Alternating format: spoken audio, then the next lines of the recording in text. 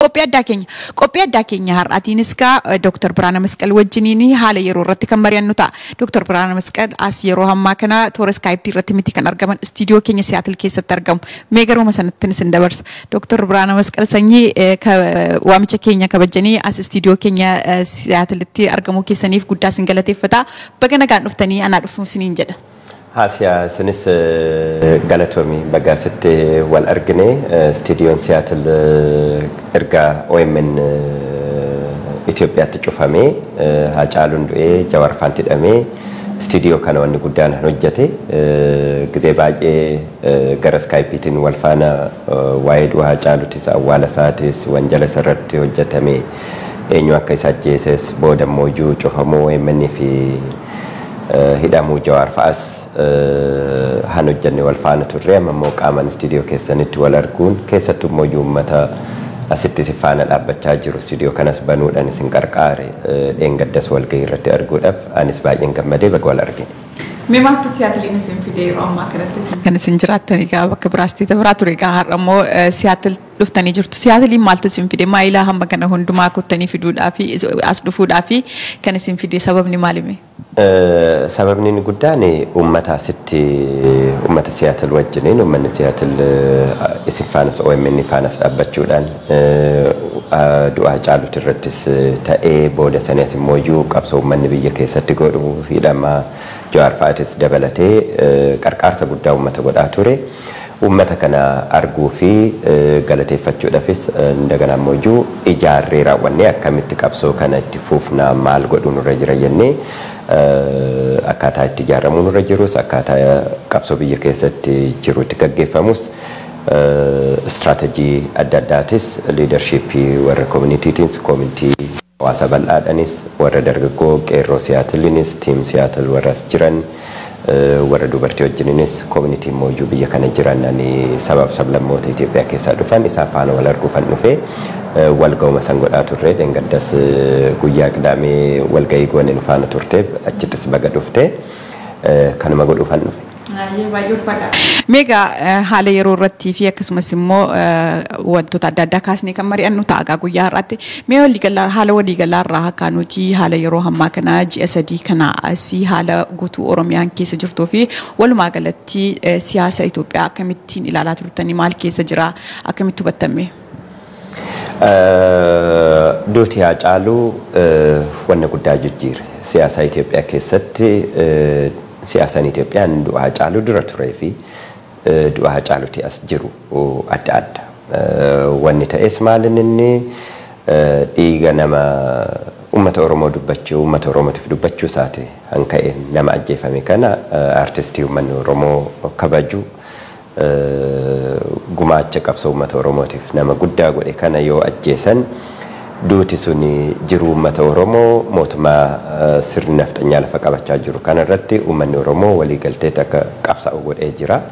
Kun immoo naannoo kaanitti sama naannoo Tigraayis sababuma isaaniirraan ka'an uummanni kun central governmentiidhaaf accountability miti gara dabuubittis gara kibbaatittis yoo ilaalte uummanni Walaayittaa uummanni Sidaamaa sabab sablammoonni achi keessa jiran hunduu mirga ofii gaafachaa jiranii. Seentaritti mootummaan kun waggaa lamaan irraa yoo aangoo qabatu wanna gurguddaa jijjiirama sirnaat fida jennee eegnullee san hin taane amma mootummaan gara diigamuutitti ikonomiin biyya sanii laamsha'uutitti warrumti international World Bank IMF qarqaartoonni gurguddoon akka Ameerikaa Awurooppaa mootummaa kanaaf ganzabuma liqaatuun kenninu bakka jalan irra ga'ee uummanni immoo marsaa afraffaarra jira akkuma quba qabdu qeerroon reezistaansii guddaa godhaa jira.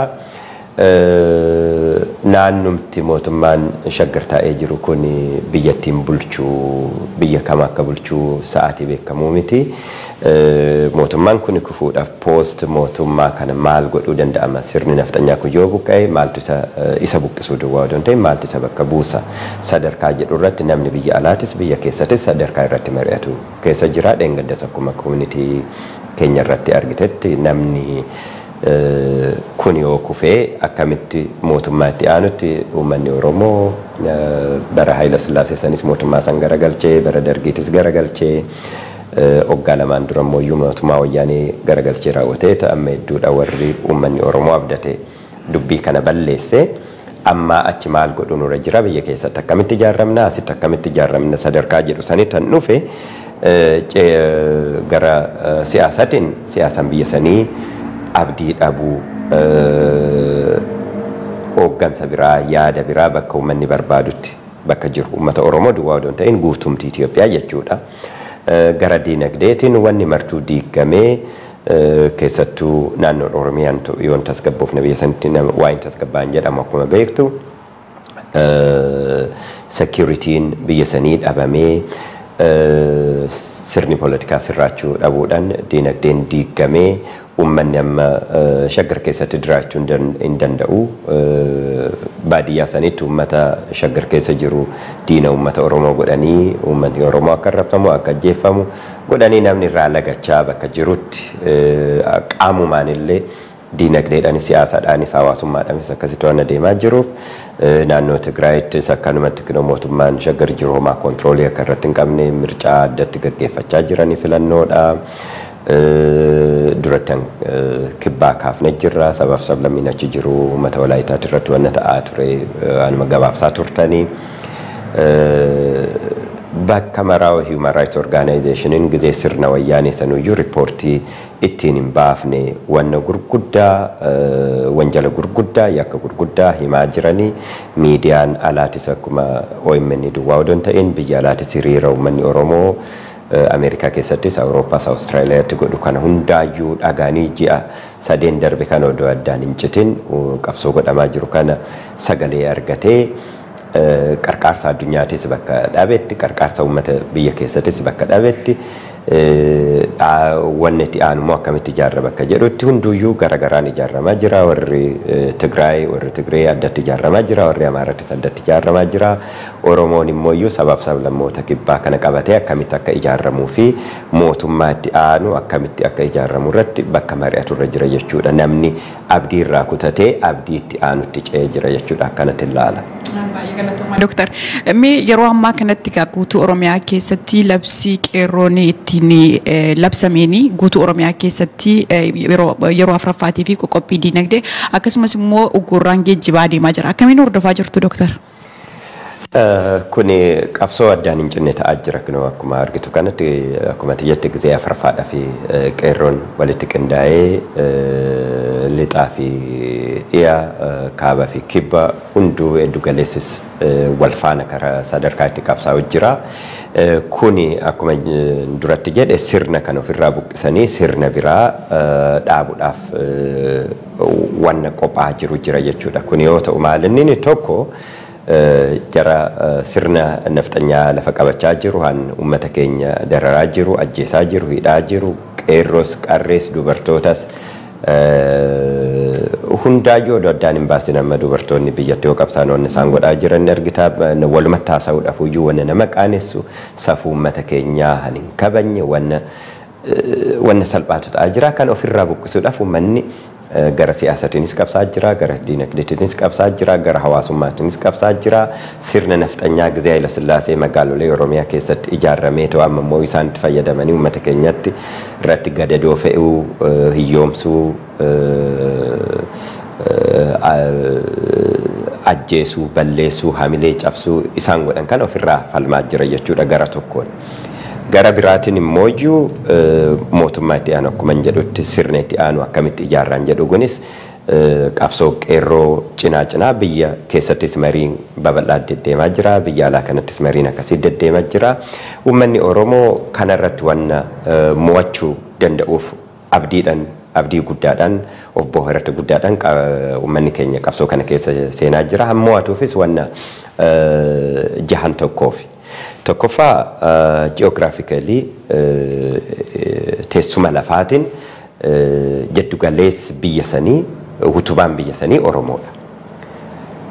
Lagni Oromoo, gaarri Oromoo, baddaan Oromoo, gammoojjiin Oromoo, huruufti Oromoo diina warra naftanyaa kanaaf diina. Lafumti keenya geographically wanni Oromoon hin barbaanne teenson mootummaa kana shaggarii finfinneedhaaf finfinnee seenuudhaaf Oromiyaa keessa darbuu isarra jira. Biyya alaatis ta'ee naannoowwan Itoophiyaa keessa jira hundarraa iyyuu. Kanaafuu qabsoon karaa cufiinsaa lafarratti godhamu kun mootummaa uummata Oromoon dhaga'u, uummata Oromoon beeku, sirna xanyaadhaan biiksanii uummata kanarratti fe'ee jedhu kana fashaleessuudhaaf, diiguudhaaf ji'oogiraafikaalii seentariirra jira. Uggurri karaa cufuu kun mootummaa kana gombisuudhaaf, ofirraa buqqisuudhaaf, sirna kana ofirraa diiguudhaaf qabsoo guddaadha jechuudha. Kuni wanna tokko uummanni keenya beeku isarra jiru harka keenya jira jechuudha. Akkuma lafaatittu biyya keenya keessatti qabsaa'uufna biyya Tigree dhaqneetii miti yookaan biyya Amaaraa dhaqneetii miti Oromiyaa keessatti uummanni keenya qabsaa akkuma lafaatitti. Hallammataa diimogiraafiidha. Baay'ina nama. Uummanni Oromoo harka 50 olii lakkoofsan nu xiqqeessan deeman sobaniitu isaan nu xiqqeessaniif nu xiqqaannu. Uummanni kun uummata guddaadha, keessattuu uummata Walloo naannoo kaanitti kukkutamee jiru yoo fudhanne uummanni bal'aan Oromoo uummata guddaadha. Wanni kun maal uumaa jira yoo jenne demograpically namni keenya hunduu amma qeerrotu yaame jenna malee uummata Oromoo hundatu itti hirmaachaa jira. Alattis biyya keessattis. Dubartoonni irratti hirmaachaa jiranii, dhiirris hirmaachaa jira, dargaggoonni irratti hirmaachaa jira. Hunduu wal hubatee hambarate san hin barannes hunduu wal hubatee waan jiruuf uummanni keenya qabsoo kanarratti demograpically warra sirna bittaa durduratti fe'uu barbaadu sanii wal cinaa yogaate ilaalte uummata keenyatu baay'inas ciminas guddinas qaba. Kanaafuu hin mo'ata uummanni keenya jechuudha. Qeerroon qabsoon godhu kun kana into account fudhateeti, kana haala keessa galfateeti jechuudha. Sadaffaan qabsoon kun ittiin uummanni keenya ittiin mo'atuuf diinagdeen biyya sanii lafas ta'ee qabeenya lafarra jirus ta'ee qabeenya namni oomishus ta'ee gurguruu fi bituufis ta'ee Oromiyaa keessatti gurguramee bitamu wanni martuu iyyuu ta'u magaalli gurguddaan biyya sanii hunduyyuu Oromiyaa keessa jira. Kanaafuu qabsoo diinagdee uggura diinagdee hambunaatis ta'ee warqiitis ta'ee wanna maraayyu Oromoon dhaabe jechuun biyyi sun dhaabbatte jechuudha. Amma achis mootummaan Oromoon kabanye Finfinnee keessa taa'uu hin danda'u. Kuni warra amma jirrus hubachuu isarra jira, warri boruuf mootummaa taana jedhee of qopheessus hubachuu isarra jira. Haan uummata Oromoon dhageenye, haan uummata Oromoon kabanye biyya san keessa lafarraa han ka'e, baay'ina uummata irraan ka'e, diinagdee irraan ka'e ta'uu hin danda'u jechuudha. Afraffaan uummanni keenyatti mo'achaa jiru sirni cunqursaan kun akkuma beektu uummata arge aadaa namaa duguugaa, afaan namaa duguugaa, sanyii namaa duguugaa, reesistiidha, diskiriminaatoriidha, jenosaayidaalidha.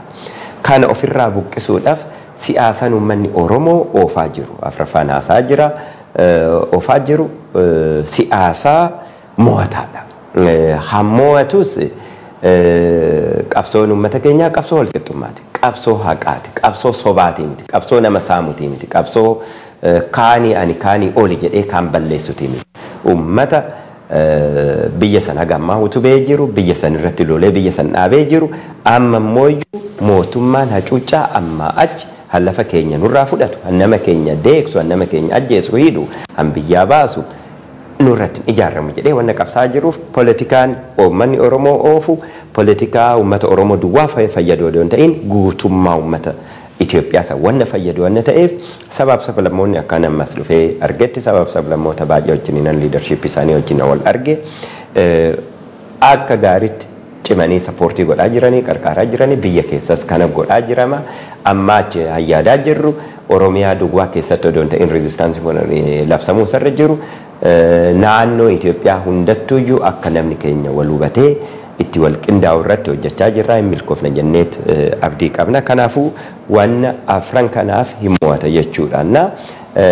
Lama itti si dabaleetinini wanni jedhatu hambiraa uummata keenya uummata nama dhiibuu miti. Uummanni keenya akka nama hin dhiibne akka mirga namaa kabaju uummanni Itoophiyaan Oromiyaa keessa hin jiraanne wanna hin jirreef mootummaan keessaa nu addaan qoqqooduudhaaf Oromoo addaan qoqqooduudhaafis yaadu. Oromoo bira darbee tommoyyuu sabaaf sablammiin kun akka Oromoo walitti bu'u godhuudhaafis yaadu. Uummanni keenyas addaan qoqqoodamuu didee jira amantaadhaanis naannoodhaanis siyaasadhaanis tokkoomee jira. Akka Oromootti dhaabbachaa jira asittis walgahii irratti san argite kana siyaatilitti naannoo mararraa bakka mararraa uummanni sun marti gizee dhibee kan walitti gahee raawwateetoo wal faana marii godhaa turre akkuma argite kuni wanna guddaadha biyya keessatti mooyyuu sablammiin kun nu faana dhaabbachaa jira ala kanattis nu faana dhaabbachaa jiranii kuni ummanni keenya maaliif akka qabsaa ummanni addunyaa faranjiinis sablammoonni biyya keessa jiranis hunduu hubatee bakka jirutti jira jechuudha jaaffaa civilization guddaa qaba ummanni keenya qabsoo kanarratti argitee wanni har'a goonu har'a dhalanneetii miti kan ka'uun ummata guddaa aadaa guddaa sirna gadaa keessaa madde sirna ummata kuush bal'aa an oromoo duwwaa doon ta'in ummata kuush bal'aa walitti qabateetu deemaa jiru waan ta'eef aadaa guddaa ummata qabu waan ta'eef ummanni hunduu oromoo akka warri kaadiroonni warra nafxanyaa har'a ummata oromoo xiqqeessitee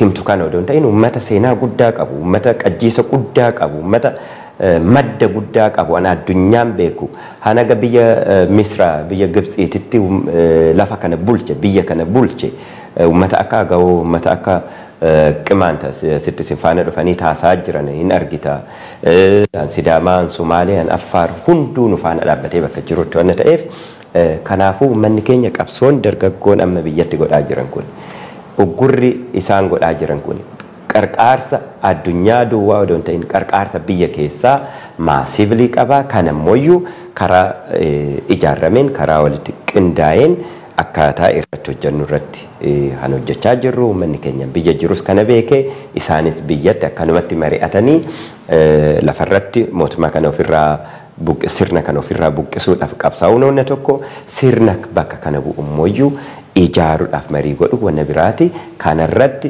lamaanuu wal cinaa akkaataa itti deemu irratti mari'achaa jirra kanuma godhuudha jechuudha. Doktor mee adeemsa mana murtii fi akkasumas immoo sirna haqaa Itoophiyaa akkamiin ilaalaa jirta kana malees immoo himannaan yookiin immoo yeroo ammaa kana Jawaar fa'aa himatamaa jiru mee himannaan isaanii kun himannaa kan siyaasaati immoo yookiin immoo kan isuma dhugumaa isaanii yakka hojjetanii jedhamee kan dhiyaatedha mana murtii kanarraa haqa argachuu danda'u jennee ni abdanna. Gaafii bareeda kana uummanni nu dhaggeeffatu sirriitti wanna hubachuu sarra jiru kanaan durallee wanna kana wal faana kaafnee jirra hasiyaa dubbiin tuni dubbii seeratii miti. Uummanni keenya sirna nafxanyaatirraa gizee Taaddasaa Birruutirraa Jeneraal Taaddasaa Birruutirraa kaasee haga amma mana murtii nafxanyaatirraa uummanni keenya haqa argatee hin beeku. Dubbiin kun dubbii seeratii miti. Uummata keenya keessaa hooggantoota balleessuudhaaf mana murtiitti fayyadamuudha malee kaan akkuma qawweedhaan alatti ajjeesan warra alatti ajjeesu karaa irratti ajjeesuu dadhaban mana murtii keessatti ajjeesuudhaaf qophaa'anii jira. Uummanni keenya mana murtii san keessatti xabaqaa abokaatoo isaan mirga arganne jedhee uummanni keenya yaaduu sarra hin jiru.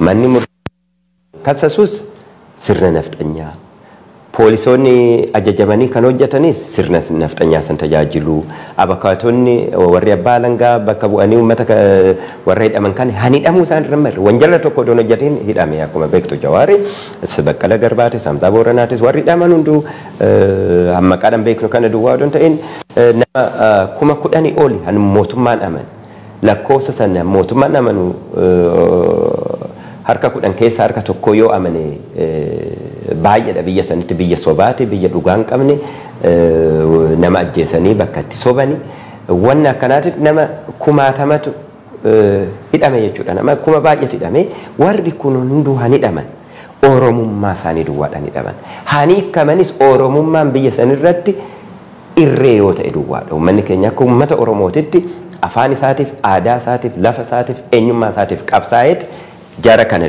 du'a qeeraa nafxanyaa bakka nafxanyaan uummata keenya oggaa bara 50 darbe kana itti ajjeesaa baate kana keessaan baasisan mana murtiitiin dhaqanii raawwatanii himannaan kun sirriidha sun sirrii miti jedhaniitiin miti. Eeyyani xabaqoonni haga ta'an Jawaar fa'aas Baqqala Garbaa hundaa'an bakka bu'anii jiranii jiran. Protokoliidhaaf malee xabaqoonni kun wanni isaan achi keessatti godhan hin jiru. Ani xabaqaan ture abbaa seeratiin ture biyya sanitti wanna ta'aa jiru nan beeka. Mirgi gara mana murtiitiin argamu isaaniif hin jiru. Mirgi kee Jawaar fa'aas ta'ee warri hidhaa jiran hunduuyyuu haniikkatan qaabsoo qeerroon Oromoo uummanni Oromoo Oromiyaa keessatti godhu qaabsoo uummanni Oromoo alatti godhu kuni walitti qindaa'ee raawwatee preesharii warra hidhe kana isaan hidhuudhaan mirgi isaan argatan poolitikaan isaan argatan akka hin jirre yoo hubatan duwwaadha jechuudha. Kan uummanni keenya hubachuu irra jira jechuudha. Qabsoo siyaasati malee qabsoo seerati miti. Garuu warri nafxanyaa kuni warri sirna nafxanyaa isaan hidhe kuni waan wanjala inni akkanaa hojjetinaa laata san godinaa laata maalii godinaa jedhanii raawwatanii akka uummanni ajandaan jijjiiramee mana murtii wanne isaan achitti godhan wacaa oolu jechuudha. Nu achi keessatti nama isaan irraa expect goonu aanonni goonu hin jiru. Garuu isaan miidhanii hin jiraanna jechuu akka hin dandeenye. Sirni kun Jawaar faa miidhee hooggantoota Oromoo miidhee uummata Oromoo miidhee akkanatti ajjeesaa hidhaa kaan reeppii godhaa uummata keenya akkan dararaa buqqisaa itti fufuu akka hin dandeenye kana sirriitti jala muramee hubatamuu sarra jira. Kuni qabsoo siyaasaa akka ta'ee fi qabsoon siyaasaa sadarkaa adda addaatiin istiraatejii adda addaatiin qophaa'ee itti fufuu sarra jira. Qabsoon siyaasaa adda isaa deemuu odoo hin ta'in immooyyuu qabsoo diinagdeetiin walitti hidhamuu sarra jira. Qabsoo hawaasummaatiin walitti hidhamuu sarra jira. Namni muraasni keessaa qabsaa odoo hin ta'in uummanni Oromoo guutuu Oromiyaatitti addunyaa guutuutti akkaataa walitti qindaa'ee itti qabsaa'u irratti mootummaan amma achi hidhaan uummata Oromoo akka dhaabbatu hooggantoota Oromoo hidhuun akka dhaabbatu godhuu irratti fookasii godhuun irra jira jechuudha. Kanaafuu akkuma duraan wal faana jenne warri nafxanyaa kun wanna sadii godhuudhaaf hangizee maraayyuu nama keenya dararan kana jara muramee hubatamuu sarra jira. Tokko uummata keenya hooggantoota maseensuudhaaf lammataa achi akka Haacaaluun namni Haacaaluu fakkaate Haacaaluun biraa akka hin duune hunduyyuu Oromoon hunduyyuu Haacaaluu ta'ee mul'achuu sarra jira. Maali Haacaaluu ta'uun mirga isaatiif dhaabbachuu uummata isaatiif dhaabbachuu hunduu ofiif dhaabbachuu qabsoo namni isaaf dhaabbatu otoo hin ta'in Oromoon hunduu walii dhaabbatee raawwatee hunduu hooggana gara ta'utti yoo dhufu hunda ajjeesuu hin danda'anii guyyaa san addaan baasanii nama san balleessanii hin jiru jechuudha. Hunduyyuu akka ati yaadu akka nani yaadu akka Jawaar yaadu ta'e Jawaar keessaa hidhan Asiyaa keessaa sodaachisan Biraana Masqal keessaa arrabsan hin qaban jechuudha. Kanaafuu manni keenya hundi isaatuyyuu eenyummaa isaati irratti lafa isaati irratti lafa keenya fudhachuudhaaf dhufti jarritu nu barbaaddatiin aadaa isaanii afaan isaanii eenyummaa isaanii nutti fe'uudhaaf kan ofirraa fonqolchee hundi isaatu eenyummaa isaatiif afaan isaatiif aadaa isaatiif seenaa isaatiif nama isaatiif guyyaa dhaabbate duwwaadha wanni kunaan galma ga'u jechuudha. Kanaafuyyuu numa seensuudhaaf hooggantoota maleessuudhaaf Taaddasaa Birruu yoo ajjeessan warra sanii asis du'e yoo ajjeessan wanni isaan godhan Oromoon hooggana akka hin arganne sanii achi uummata kaan cabsinee bulchina mataa jedhuun. Kun immoo hiyyoomsudha. Oromiyaa keessatti sirni nafxanyaa dagaagee magaalota Oromiyaa keessa jiru kun Oromoo hiyyoomsee isaan dagaaguu isaan badhaadhu irra jira. Amma achi Oromoo walirraa bitee walitti gurguree. Mana daldalaa adda addaa dhaabbatee qabsoo akka ta'e kan hubatee diinagdee isaa lafa isaatirratti lolatee ofirraa dhoowwee akka isaan hin buqqafne godhan Oromiyaa keessa waan isaan deemaniif hin jiru.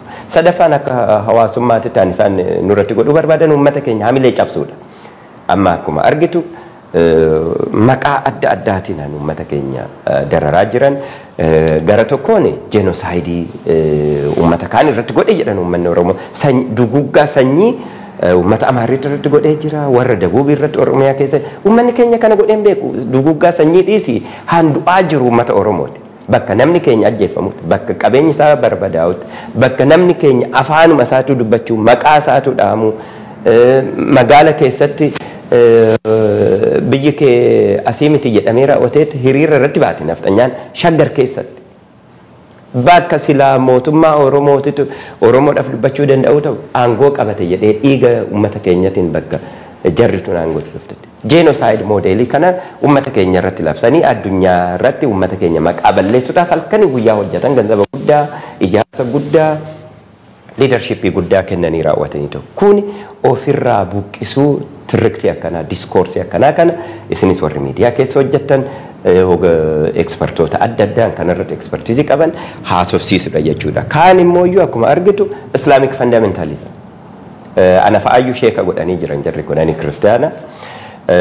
Garuu mootummaa Islaamaa dhaabuudha jedhanii raawwatanii namni warra mootummaa kana garuu nafxanyoonni Baale keessatti moodeel siitiin dhaabbata. Moodeel siitiin sun Baaleen jira jedhee raawwateetiin namtichi nafxanyaan tokko haasa'u dhaggeeffadhee gaafadhee warra baalee wanni tokko wanni akkasii hin jiru. Garuu uummata keenya maqaa balleessuudhaaf Oromoon akka musliimatittis akka kiristaanatittis akka naannoodhaan isa waliin qoodiin akka Oromootitti eenyummaa isaatiif lafa isaatiif sabummaa isaatiif eenyummaa isaatiif qabsaa'aa jira. Isaan garuu qabsoo amantii fakkeessuudhaaf Harar keessatti imaama ajjeesanii Arsii keessatti imaama ajjeesanii bakka baay'eetti gidiraa guddaa uummata keenya musliimatti irratti godhaa jiran akka uummanni keenya amantaadhaan qoodamutti Shawaatti Tuulamatti uummata Shawaa uummata Tuulamaa hin buqqisanii Arsii fi Baaleetti immoo amantaadhaan wal nyaachisan. Biyya alaatitti immoo Oromoon Amaara fixa jedhanii raawwatanii Vaatikaanitti bakka adda addaatitti caasaa duraan qabanitti fayyadamanii uummata keenya maqaa balleessaa jiran jechuudha.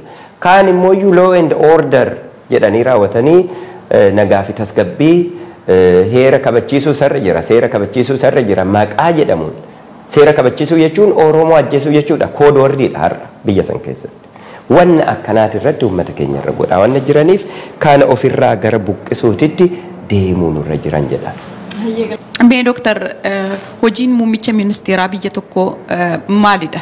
Akkasumas immoo yeroo ammaa kanatti immoo kan Dooktar Abiyyi qabatamaan hojjetaa jiru maali? Wanni argitee jira natti fakkaatee kana na gaafatta argitee maal sitti fakkaate ani nama Dooktar Abiyyi biyyaaf hojjeta jennee tiim lammaa jennee baay'ee jara kana sappoortii godhaa turre keessatti. Dubbiin hambabaduu calqabde har'aa miti.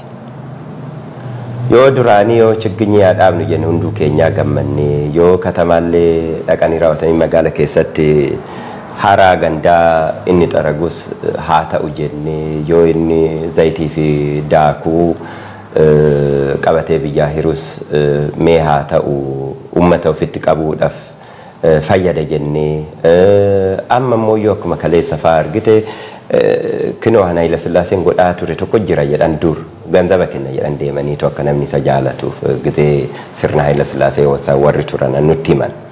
Amma namni kun moodeelii saniin biyya keessa deemee waan inni godhu kun anaaf qaanii fi salphina guddaadha. Biyyi kun akkanatti miti biyya rakkina guddaa qabu. Siyaasan diigamee jira. Siyaasaa bira darbee duraan siyaasan warra poolitikaadhaan ijaarame duwwaatu wal dhaba ture. Amma uummanni gara wal dhabuutitti akka gadi bu'u ta'ee jira hawaasummaan. Amma biyya alaa kanatti erga Dooktar Abiyyi aangotti dhufee Oromoo fi Amaarri amma achi wal faana jiraachuu hin danda'ama sadarkaa irratti jedhamu ga'ee jira. Ijaarramanii kunan mootummaa faana hidhanna qaban gadi ba'anii uummata Oromoo akkaataatti arrabsan argitee jirti.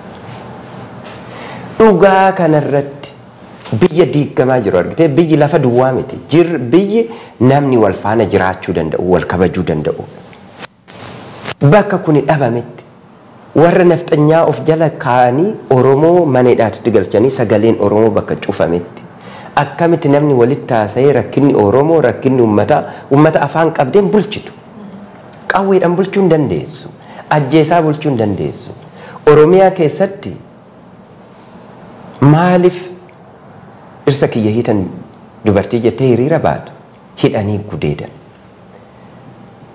Asitti warra nafxanyaati Addis Ababaa keessatti baga ayyaana waggaatiin isin gahe jedhanii kaardii kennuun uummata Oromoo aarsuudhaaf. Kinoo ani uummatan itti aanuuf akkanattiin afaan Amaaratiin inkwaan adarrasaachuu jedheetu isaan keessa deema. Isin uummata Oromoo kiyyaa miti jedhee gaanumsa san ibsuudha. Dargaggoon hiriira bahee raawwateen namni keenyaan hidhame haa hiikamu jedha. Warri mana hidhaa jiran haan inni hidhe ajaja isaatiin malee hidhamuu hin danda'u.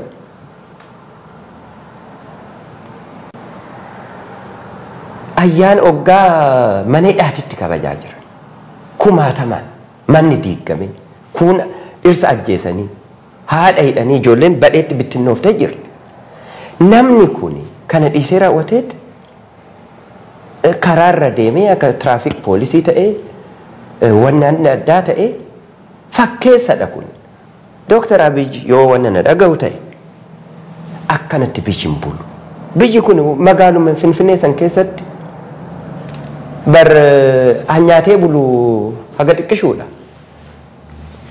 Silaa akkamitti bu'uura biyya kanaa sirreessinee namni ofitti bohaaree hojjetatee wal kabajee wal faana jiraata jedhamee yaadamu bakka jiru irratti amma kuni viidiyoo marratti mul'achuudhaaf namni har'ammoo kana godhe jedhanii akka ajandaan jijjiiramuuf wanni irratti uummanni haasa'u hansoba handhaman qabne inni ayyaana waggaatiin baga isin hin ga'e jedhee televizyiiniidhaan gadi ba'ee akkuma amma nu jennu kana jechuun danda'a warri ayyaana waggaa haaraa kabajan Itoophiyaatti baga ayyaana waggaatiin isin ga'e jechuun barbaada ayyaana qaammeetiin masqalli isaas dhufaa jira ayyaanni irreechatti isaas dhufaa jira isarraa jalqabuun irra jira tureeyyuu gaafii keetituyyuu kana kaasee baga isin hin ga'e jechuu barbaanna warra biyya jiran hundaanuyyuu biyya faranjiititti ayyaana adda addaa kabajna isaan faanis ayyaana kana hin kabajna garuu namni kun wanni inni godhaa jiru wanna sirrii miti argite diinagdeedhaan uummanni kun hin jiru siyaasadhaan uummanni kun hin jiru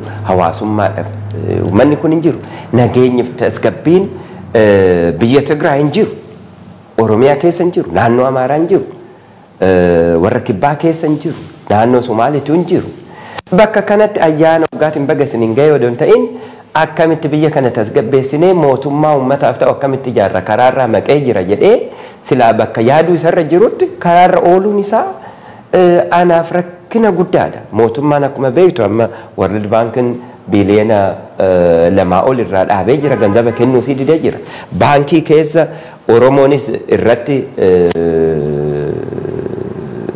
uggura godheeto uggura dinagdee uggura karaa godhee raawwateeto bunni gurguramu hin jiru akka duraanii qodaannaa leexoon qabaata leelooch jedhanii isaan amma gurguran hin jiru bakka kana Oromoo irraa argatan ture mootummaan harkatti kufee jira biyya harkatti diigamee jira wanna nagaa fakkaata biyya san keessatti karaa irratti kan godhuun naurii guddaadha anani gaafii ati kaafte maal hojjechaa jira maal godhaa jiran jettu afaanin paarlaamaatti dhiyaatee namni kun biyya tanan diignu biyya tanaaf hin du'a haga nu du'a malee biyya hin diignu jedha biyya already diigaa jira wanni inni godhu kun biyya diigaa jira dubbiin kun akkanatti itti fufuu hin danda'u akkanatti biyya kana bulchuu hin danda'u biyya jechuun uummata jechuudha lafa duwwaa miti inni uummata irraa fixee biyya lafa duwwaa kina warri naftanyaa kun lafuma duwwaa barbaadanii Oromiyaa keessatti uummanni Oromoo jiraates jiraachuu baates wanuma isaan gaafatanuu qaban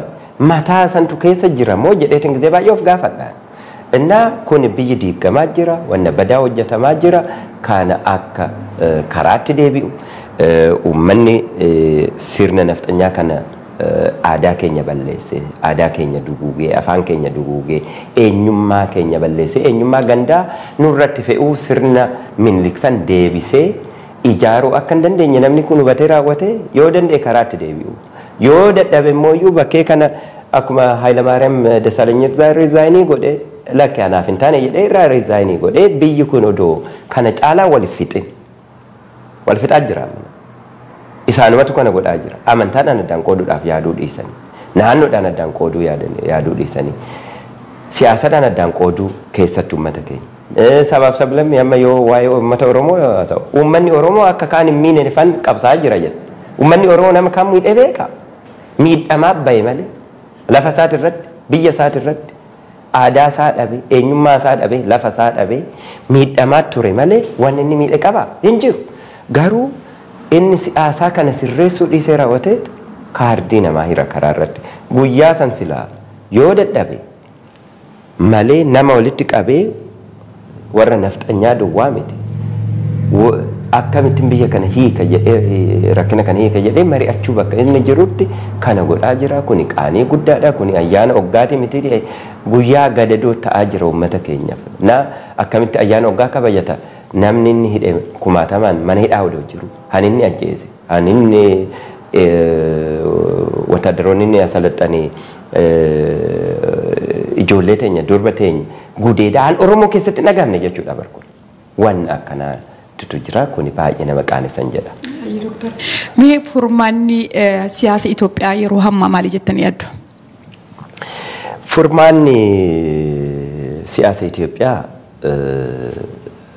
uummanni Oromoo han hubachuu sarra jiru biyya kana keessatti siyaasan biyya kana humnaan malee mircaadhaan akka hin hiikamne jala muramee hubatamuu sarra jira. Kana yoo jennu ummanni keenya of ijaaruu duwwaa miti hidhate naannoo Amaaraatti tamma namni hunduu hidhatee jira qawwee qaba keenya haamtuudhaa maa manaa qabaatan albeedhaa maa manaa qabaatan jedhamee irraa hiikkatamaa jira kaan hidhachiisanii kaan irraa hiikuun biyya kanatti ani xabaqaadha second amendment the right to bear arms qawwee mirga qawwee qabachuutu jira kun qawwee harkatti qabatee aadaadha jedhamee isaa fayyamame keenya mooyyuu ati uleedhaa qabachuun dandeessu jedhanii amma kara shawaa kanatti shaggaruma ulee qabattee seenuu dandeessu irraa fudhatan biyya Amaaraatti kilaashii qabatanii sirba yoo argitee jiraatte wanni akkanaa kun dhaabbatee uummanni keenya tokkoffaa badumma sirna kanaa hubatee lammaffaa of ijaaree sadaffaa hidhatee anis akka namaatitti kabajameeti lafa kiyyarra jiraadha jedhee raawwatee too of orgaanaayizii godhuu sarra jira kabajni kadhaadhaan hin dhufu ani walitti haasaanii ani xabaqaadha yaadatti nan amana yaadanii hiikkata jedhee raawwadhee baay'ee yaade magaaluma kanatti atuujuu yoo nani community organizationii adda addaa gaggeessu Sandiyaagottis Denverittis OMN'n waayilota keessan ministeera jiru dhufe gizeessanii Las Vegasitti wal arginee magaaluma kanatti wal arginee wanna kanarratti hojjannee jirra dubbiin gara haasaatiin hiikkatu hin jiru gara humnaatitti deemaa jirti biyya Tigraayitti hidhatanii jiran biyya Amaaraatti hidhatanii jiran keenya duwwaatu faca'e jaarri kun ijaaramee jira keenyas biyya alaatis biyya keessas akka ijaaramee lafa isaatiif mirga isaatiif eenyummaa isaatiif akka dhaabbatu of duwwaa doon ta'in immooyyuu uummata Oromoo warri eeggatan jiru sablammiin gara kibbaa kun uummata Oromoo warra deeggaruu barbaadu uummata Oromoo cinaa warra dhaabbachaa jiran kanas karaa ittiin qindeessinu hubannee raawwannee biyya san wal kabajaadhaan moodeelii amma jiru sirna nafxanyaa kanarratti wanni ijaaramu akka hin jiraanne hubatamee raawwateetoo biyyi kun gara nation building moodeelitti karaa deemu ilaaluudha moodeeliin tokkoon uummanni keenya itti aanee ilaaluu sarra jiru kun immoo sirni kun yoo akkanatti gara wal kabajaan hunduuyyuu of ijaaree walitti dhufanii too dubbatanii mootummaa waloo ijaaruu gara hin taane yoo ta'eetoo gara kaanitti deemu biyyi kun gara abiyootitti deemuu dandeessi revolutionin biyya san keessatti dhufuu danda'a kanaafis uummanni keenya of qopheessuu sarra jira isa duwwaa miti civil war'in illee lolli illee biyya san keessatti uumamuu danda'u sarra jira akkaataa amma jiru kanatti kanaafuu warri mootummaa keessa jiran Oromoo ta'anii akkuma warri naannoo Tigraay uummata isaaniitiif dhaabbatan uummata keessaniif dhaabbadhaa Oromoonni na dhageessan hin beektan wanna keessa jirtan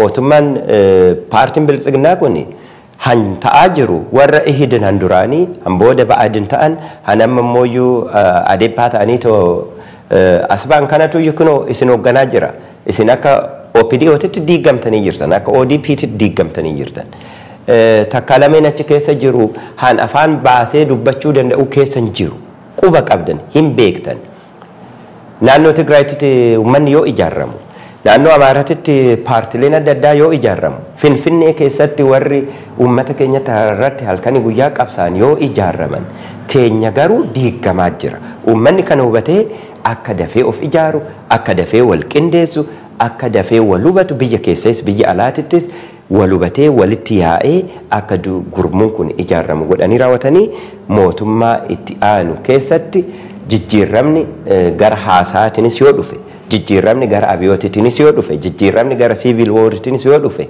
wanna maraafu uummanni keenya of qopheessee raawwatee bitaaf mirgas deemu garuu sirni nafxanyaa han uummata keenya balleessuudhaaf hangizee minilik balleessee hafee amma mooyyuu maqaa kaapitaalizimiitiin lafa keenya saamanii eenyummaa keenya balleessanii aadaa seenaa keenya balleessanii han nurratti digaaguu hedu kun han jenosaayidii nurratti uumuu barbaadu kun duratti waa'ee jenosaayidii kaaseetiin ture warri nafxanyaan uummata keenya jenosaayidii labsan kun moodeelii warra Rwaandaa tokko hasiyaan isaan biyya keenyatti baasuu barbaadan moodeelii sun maalinni biyya Rwaandaa keessatti saba lama jira tokko warra nu fakkaata warra Tutsi jedhamutu jira kun immoo warra xiqqoo gurraachaan warra Afrikaa kana jira Hutuu jedhamaniito jenosaayidii warra Tutsi irratti ta'e jedhamee raawwateeti warri Hutuu ambaajina qabu sun akka hin ijaaramne akka inni mootummaa keessa seenne akka sabaatti takkan ijaaramne godhame biyya sanitti 1994 wanna ta'e kun warra Tutsi irratti genocidein biyya sanitti dhugaadhaan ta'ee jira. Biyya san keessatti kolonii warra Jarman warra Belgium turte biyyi tuni rakkina sanirraan ka'e wani uumame jira. Itoophiyaa sanii wal fakkaatu. Garuu poolitikaadhaan warri naftanyaa kun uummata keenya irratti deemsisaa jiran moodeelii san warri Oromoo Amaara fixe jennee raawwanneet akka biyya Tutsii keessatti Kaagaameen pirezidaanti Kaagaameen በዘር መደራጀት በብሔር መደራጀት sabummaadhaan ijaaramuun akka dhoowwamu godhee jira. Nus Itoophiyaa keessatti sabummaadhaan akka ijaaramuun dhoowwamu goonee raawwannee uummata Oromoo kana binna jedhaniiti. Yoo bitanoo amma akka jiru kanatti Itoophiyaa jechuun Oromoon dabalatu, Sumaaliin dabalatu. Warruma afaan Amaaraa dubbatu duwwaadha Itoophiyaa jechuun amma. Afaan isaanii duwwaadha, aadaa isaanii duwwaadha, seenaa isaanii duwwaadha, seenaan biyya Itoophiyaa jedhamu akkuma beektu. Sirna gizee Minilik calqabame san uummata keenya irratti feena jedhanii moodeelii kanaan wanna deemaniif. Poolitikaa itti aanu keessatti jarri kunan qabsaa jiran kanaaf wanna ta'eef uummanni keenya of ijaaree poolitikaan keenya maal fakkaachuu isarra jira. Poolitikaan walqixxummaa, poolitikaan dhugaa akkamitti ijaaramaan jedhu kana beektonni Oromoo han mootummaa keessa jiran, beektonni Oromoo han mootummaa ala jiran, beektonni Oromoo han biyya alaa jiran walitti qindaa'anii Oromoo dhugaadhaan bakka bu'anii raawwatanii humnoomsanii ijaaramanii Oromoon han isaan malu argate. Yoo taate sablammii kaa wajjin tokko ta'ee biyya san akka haaraatitti ijaaru. Yoo dadhabame immoo miila lamaan dhaabbatee of danda'ee addaan ba'uunis yoo dhufte garasitti deemuudhaaf for all eventualities uummanni keenya of qopheessuu sarara jiran jedha. Galatoomi Dooktar Miidhuma irratti wanti jettu yoo jiraate jedhiitii sagantaa keenya kan goolabnu ta'a. Galatoomi hasiyaa wanna gurguddaa kaafne uummanni keenyaan qalbeeffachuu sarara jiru sirni nafxanyaa sirni amma jiru kun sirna Oromoo akka hin taane. Sirna Oromoo duwwaa odoo hin ta'in sirna sabaaf sablammoota hundaa walqixa laaluun hin taane. Han saba keenyaa awwaalee an uummata Oromoo awwaalee sirna nafxanyaa nurratti dagaagsaa jiru akka ta'e televezyiinii Itoophiyaa warri ilaalan. Televezyiinii afaan Amaaraatiin darbuu fi han Oromoo yoo cufamu an isaanii yoo dagaagu keenya yoo deegu an isaanii yoo badhaadhu argaa jirra. Uummanni Oromoo ammaan hanumti amma hagammaa haasofne kun warri nafxanyaa kana caalaa jedhan biyya keessatti. Nu amma biyya keessatti kanuma jedhachuu dadhabe uummanni keenya. Anaasitti amma jenne kun mudoo tokko hin qabu miti. Kana jedhachuu dadhabe. Kun dhufaa jiru maaliin nutti agarsiisu uummanni keenya sirni nafxanyaa Dr. Abiy Ahmed of fuuldura godhee Oromoo akka ajjeesisuuf akka hidhuuf duubaa bala'u jechaanii gidala'u jechaanii ummata keenya balleessaa akka jiru hubatee kun sirna nafxanyaa akka ta'e mootummaa keessa jiru hubatee mootummaa ala jiru hubatee akka ummataatitti qabsoo uummanni Oromoo sirna nafxanyaati irratti godhu malee qabsoo Oromoowwan hedduutti godhamu akka hin taane kun hubatamuu sarra jira jechuudha. Kanaafuu uummanni Oromoo mana isaa keessatti qa'ee isaa keessatti akka Oromootitti naannoodhaan odoo waliin qoodin amantaadhaan odoo waliin qoodin siyaasaadhaan odoo waliin qoodin akka nama tokkootitti akka uummata tokkootitti sirna nafxanyaa kanarratti qabsaa'ee sirna duraan sirna ciisanyaa santu maqaa kaapitaalizimiitiin maqaa misoomatiin nutti dhufaa jira. Kana beekee kana ala teenye dhugaa jirtu ani keessan ture. Uummata kanatti himna uummanni kun kana hubatee raawwatee sirna kana ofirraa buqqisuudhaaf murteeffachuu sarra jira. Tokko kana kun dagatamuu sarra hin jiru. Kanaafuu biyya alaattis biyya keessattis kun dhugaa akka ta'e hubatamuu sarra jira jechuudha. Lammata mootummaan kun kufuun isaanaaf hookan Oromootu kuffisa, hookan warra Tigreeti kuffisa, hookan Amaara kuffisa, hookan of diigaa jira, of nyaataa jira. Warri kaleessa wal faana jiran amma bittinnaa'e tokkoon jiru mootummaan kun hin kufu. Gizee gabaabaa keessatti kufa. Yoo kufu nurratti kufamu nutu kuffisa. Yoo kuffifne immoo mootummaa nuu ta'u bakka buufachuudhaaf qophoofnee jedhee uummanni biyya keessa jiru naggaadenis hambaratis qotee bulaanis hunduyyuu wal hubatee daddafeetu mootummaa keessa jirus mootummaa ala jirus warri biyya alaa jirus mirga bal'aa qabnu walitti dhufnee akkaataa irratti mari'annee raawwannee siistametti aanu akkamitti akka ijaaruu nurra jiru hojjechuu nurra jira jechuudha. Sadaffaa analyze biyya keessaayis godhamuu sarra jiru ummata Oromoo ijaaranii ummata Oromootiif immoo fira baasu. Sabab lammoota keessaa fira baafachuu, faranjoota irraa fira baafachuu, kaan ammoo gara qindaa'een gara ijaarrameen akka dubbiin kun ummanni addunyaattis akka beeku, ummanni biyya keessa jirus akka beeku, Oromoonis akka sirriitti wal hubatu gara qindaa'een gara ijaarramuutti deemuu nurra jira. Asiyaatili sanan dhufe kanumaa fi ammas gara Minnesotaatti walga'iin qindaa'aa jira, gara sin deemaa jira. Kana goona እና kanarratti namni keenya bakka jirutti isinis kanarratti mariisisaa, kanarratti haa hojjetamu. Harka tokkoon sirna kan ofirraa diigu, harka biraatiin immoo sirna itti aanu ijaaruu irratti uummanni keenya xiyyeeffatee qabeenya isaatis, humna isaatis, beekumsa isaatis achirratti oolchuu sarran jira jedha. Galatoomii haasiya. Guddaa si galateeffannaa Dooktar as istiidiyoo keenyatti argamtee yaada bal'aa nufaana taasiftee marii nufaana taasiftee fi maqaa OMN fi akkasumas immoo maqaa daawwattoota keenyaatiin guddaa si galateeffata. Akkasumas immoo adeemsa kee itti aanuuf immoo imala gaarii si hawwina. Galatoomii haasiya isinis manni mana milkii haa ta'u jajjabaadha. Barachaatti kana hojjechaa jirta. Hojjaa gurguddaa hojjette halkan baay'ee waa'ee kanarratti gizee baay'eedhaaf wal faana hojjannee wanna haga ammaa goote si galateeffachuun barbaada. Uummanni Oromootis galata si qaba. Tasfaayiidhaas Mahaadis asitti arguun kiyya hunda keessan warra tiimii Siyaatil jirtan asitti dhuftanii arguun kiyya baay'ee dasna jedhee koominitii cimaa qabdanii wal jajjabeessinaa jabaadhaan jedhaa.